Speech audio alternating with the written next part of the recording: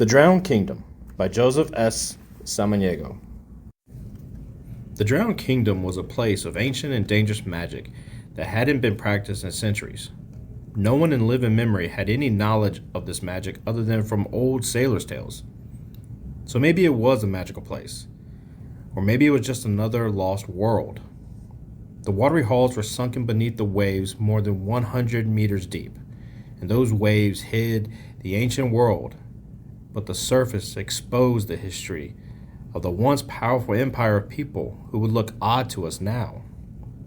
In those days, long before the Gota conquered the lands west of the Central Sea, prior to the Sao Empire losing their hold on the north, and centuries before the fall of the Dragon Lords and priests in the south, there was a land far to the east that is now shrouded in mystery and lore. It was a land ruled by a kingdom of men that did not look like or even act like other men. A kingdom built of megalithic monuments and wonders, buildings for all sorts of functions for the inhabitants that are almost as much of a mystery as the ruins themselves. No one with a living memory knows who they were or where they came from. Some stories persist in the old tales of people who were not like others in the region. They had come on ships, large ones, decorated with carved heads of mythical beasts on their bows. Warlike and cruel, or so the stories say, conquering the land and enslaving the people with a fierce determination to rule over those they saw as weaker. However, those are just stories. Other stories talk about the same mysterious people and their use of dark magic and human sacrifices to the sea gods. Whoever they were, they vanished ages ago. But those mysterious and warlike people built huge cities as a testament to their power in the region, cities that are now in ruins. Amongst the vast ruins, built of massive coquina stones of shell and gabbronic rocks, were hens and speckles of peridotite, giving the large structures a greenish hue when the light hit it just right. Elsewhere near the ruins were titan blocks of limestone, cut from a quarry thousands of miles away, but lying near the city in a megalithic monument housing a broken and toppled statue of something. That something was once something important, but now is no longer discernible. Maybe it had a face a millennia ago, or maybe it had something else. No one can say for sure. These places, once great cities, temple complexes, monuments, and fortresses, are now in ruins. Some lay atop small islands, or even among the larger islands, though each disappears into the cold sea that borders the land. What once was fertile soil is now a salty marsh left over. Beneath the waves, sometimes revealed only at the lowest points of low tide, were even more ruins. Thousands of stones crumpled to the seabed in heaps and mounds, some still holding their shape or foundations of buildings, temples, houses. Stone roads running along ancient routes and highways leading to the city centers and away from the ruins left upon the land. There, stretching out for miles, were the ruins of the kingdom, its name lost to the ages that have since passed. Now it is only known as the Drowned Kingdom. Along the seashore, in the years since the Drowned Kingdom collapsed mysteriously deep into the sea, settlers have come to make a home among the ruins, perhaps to rebuild a kingdom with ancient stones. Strong stones, still cast in speckles of green light, hard and sturdy, they would do well to provide a foundation. People would come and build. Their fires would be lit at night, and the walls of the new homes would be raised. Markets would even pop up, and roads would develop from oxen and horse carts as traders would venture into the ruins to meet with would-be settlers. In time, however, that town, like others that would come up over the years, would fail, and the people would be gone. The people would be gone physically, disappearing from the area. Some said they witnessed many walking into the sea as if in a trance. Others would be gone mentally, speaking in tongues and riddles about horrific men coming out of the sea to take brides from the women folk and killing the men and children. In every case, where a town would start, It was not long after when the town would fail and the people would leave, one way or another. Explorers would look for clues hidden within the rubble and ruins. The new and old ruins might have held some sort of answer to the reason for each town and perhaps the drowned kingdom's fate. However, the sea and the ruins upon their shore were not willing to give up their secrets. Still, it was a task that many intrepid and courageous explorers were willing to undertake for the sake of historical facts being discovered. One such explorer was the mostly inexperienced but enthusiastic Lord Wilmot Silverring IV, the son of Viscount Wilmot Silverring III, the Viscount of Le Marche. It just so happens that 20 miles from the Lord's home, where the young Wilmot spent his days reading about history and ancient folklore, were the great ruins of the Drowned Kingdom. Of course, other ruins of the fabled kingdom exist in the wider world, and especially in that nation, but the largest and most mysterious of the ruins were within the Viscount's lands, and thus always a draw for young Wilmot.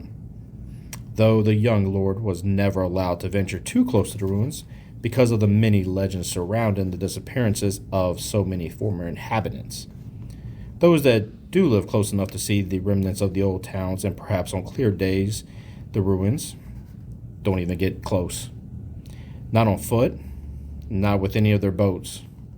No, these brave people who stay uncomfortably close to the ruins travel 5 miles out of the way to a safer bay to put in their small fishing boats for their meager catches. Even then, sailing over the area of the ruins had proven dangerous, as many sailors and fishermen had gone missing over the centuries. Wilmot, however, was not afraid of any old legend. He dreamed of solving the mystery and putting the clues together. That was why he ventured into the ruins with 2 others that he had hired to accompany him. The pair were soldiers with crossbows and swords, and the goal was to discover the truth of the ruins. The trio arrived at the site of the ruins past the crumbling and abandoned town in the middle of the day. "Look at these runes and symbols," Wilmot said excitedly. He rushed over to a large pillar, holding up a half-collapsed roof of a limestone temple. "These markings are exquisite." That was why he ventured into the ruins with 2 others that he had hired to accompany him. The pair were soldiers with crossbows and swords, and the goal was to discover the truth of the ruins. The trio arrived at the site of the ruins past the crumbling and abandoned town in the middle of the day. "Look at these runes and symbols," Wilmot said excitedly. He rushed over to a large pillar, holding up a half-collapsed roof of a limestone temple. "These markings are exquisite." The 2 soldiers, Thomas and Ricker, just ignored their boss. Their focus was on setting up their tents. More than likely, each assumed that they would set up Wilmot's tent as well. They had already tied his and their horses up on a nearby tree. That was usually how the jobs went. They would be hired as protection, and then they would end up being the boss's baggage carriers. The day was a whirlwind of exciting academic discoveries for Wilmot. He had his pad of paper and a charcoal pencil. He sketched the ruins and how they looked, fallen in a sad display of what once must have been immense power. Wilmot thought about it for a moment, and though he wondered what the city looked like in its heyday, he would find something new to take him back into the excitement of discovery. Then he would find a relief that made him gasp, and he'd have to make an etching of it. That process repeated itself several more times before Wilmot decided that since the sun was setting, he had missed supper. Wilmot gulped the stew that Richter had cooked up and then went into his tent without saying a word to the others. Both just talked to each other, also ignoring Wilmot. They didn't mind that he left them alone. They were getting paid, and the silence made the experience a little easier. The pair would rather talk to each other than listen to Wilmot drone on about the damn drowned kingdom. They had done plenty of that on the way to the ruins. Once he saw the ruins, he'd ignore the 2 soldiers, and that was fine by them. Wilmot was in his tent after dark studying notes. He was far too excited to sleep.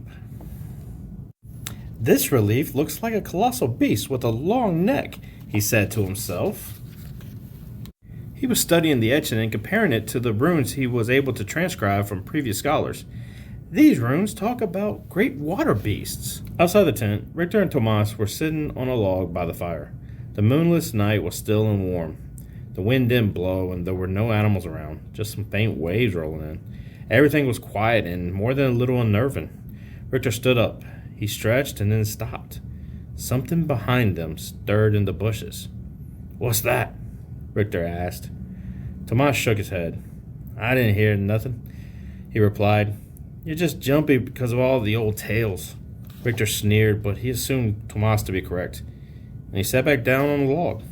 Suddenly another noise, this time louder, and it brought both men to their feet. The men looked around, but they didn't see anything. There weren't any lights beyond their little camp. Only the soft waves of the sea and the marsh mixing could be heard. Again the bushes rustled. Two men jumped back, drew their swords, and waited to see if anything approached. They looked around, trying to peer into the darkness for any sign of what was making the noise. There was nothing out there.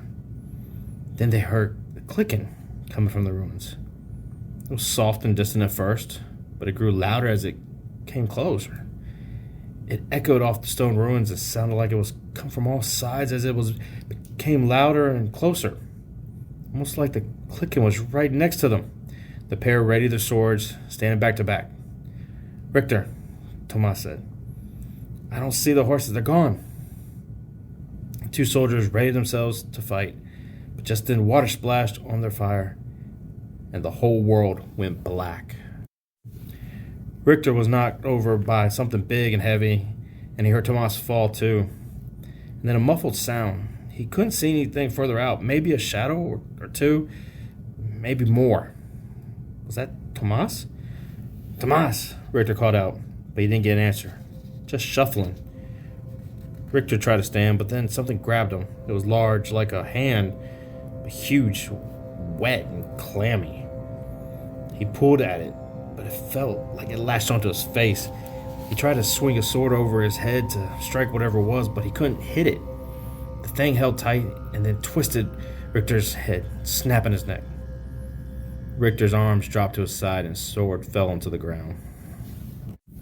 When Wilmot emerged from his tent after a very sleepless night of pondering over etchings and runes and scholarly journals, he found the remains of the camp. Richter and Tomas were gone, but their weapons were nearby. The fire had been snuffed out and the tents were destroyed. Most of the goods were strewn about the camp and the horses were gone. "Tomas! Richter!" Wilmot called out, walking closer to the ruins, but he heard no answer. He surveyed the area. It was massive and there was too much ground for him to cover. But then he noticed something on a fallen pillar. It was Tomas's shirt. There was blood on the fabric. Wilmot looked at the cloth and then around him. The pillar was carved with strange designs. These didn't look old. He saw 3 men in the carving. Wilmot noted it and then walked on to find more clues. Soon he came across a pool of blood on a flat stone slab. This time there was carving of a man being fed to a gigantic beast. The same beast with a long neck. Again, the carving looked fresh. "What the hell is this?" Wilmot said. He decided to walk back to the camp, but before he could, something caught his eye. There was a statue, but it wasn't destroyed, just aged. This one, unlike the others, wasn't of a human, but a beast. Not the long-necked beast, but one that stood like a man, but had the head of something much different than a man. It had bulbous eyes, no ears, and no nose. For a mouth, there were only sharp, needle-like teeth and no lips. Etched all over the body were scales, except for small cups along the palms and inner fingers. Was this their god? He wondered. "I better get back to camp," he said, now thinking of his own safety. Just then he heard the sound of clicking from all around him. It was soft, but it was growing louder. A bolt of fear went up his back. He didn't run, but he was not walking leisurely. He looked back at the statue and he swore it had moved. It looked like it was now facing him, looking at him, watching him try to escape. Was that statue always there? Wilmot rushed back to his tent, but then he stopped. He looked out and noticed that there was a movement in the water, something that wasn't there earlier. Then he heard something sing out to him. He heard a sweet tune, something pretty and melodic. Wilmot smiled at hearing the tune. Wilmot was suddenly at ease. He didn't feel scared or anxious any longer. He felt good, happy. Wilmot started walking toward the singing. He looked out over the water and saw someone standing out there in the waves. It was a woman, he thought. She was standing waist deep in the water, singing sweetly. Her song was in the language that he wasn't sure he'd ever heard. Wilmot didn't care either. He just walked closer until he was at the edge of the water. Waves crested and then ran over his leather boots. Wilmot stepped into the water and walked through the marsh toward the woman. Her voice was beautiful, and Wilmot strained to see her. She looked like she might have been beautiful too, with long, flowing hair. His eyes were a little blurry. He hadn't blinked since first hearing the song. But that was fine for now. All he wanted to do was to reach her so he could hear more of her beautiful song. A new movement caught his peripheral vision just as he was within arm's length of the woman. He looked to his right and he saw Tomas. No, it wasn't Tomas. Wilmot blinked and snapped out of the trance. He saw Tomas, or rather Tomas's head, bloodied and carried on a spike by a creature like that in the statue. Wilmot screamed. Then he heard the woman screaming. He looked. She, too, was one of those creatures. Her head was covered in seaweed and her body was covered in scales. She looked like the statue he had seen earlier. Wilmot was screaming in fear, but this creature was not. She screamed and screeched out, echoing over the sea and the ruins, summoning others of her kind. Wilmot fell back, trying to escape, but the creatures were surrounding him. He was stuck. The female creature stopped screaming and looked down at the defenseless man lying in the muck and water. He held a hand up. The creature grinned wicked, toothy grin, said something to the other creatures in a guttural language, and then looked back at Wilmot. Wilmot sat there, tears streaming as he tried to crawl backwards. The creature leaped on top of Wilmot and bit down on his throat, ripping it from his neck. Blood splattered into the water and onto the other creatures. Then a frenzy of attacks descended on Wilmot as more of the creatures jumped, biting him and ripping him into pieces. Blood ran from the pile of creatures that were feeding on the poor man. Within minutes, there was nothing left. And then the creatures disappeared back into the water. 1 month later, Wilmot's father had organized a search party determined to find out what had happened to his son. They brought soldiers, scholars, and tracking dogs. Wilmot III had suffered and needed to know the fate of his son. He looked out over the ruins, unsure what to think. He had never put much stock into the old tales, and he never cared about the drowned kingdom. Wilmot III only wanted one thing now, that was to find his son. And then he heard a beautiful song.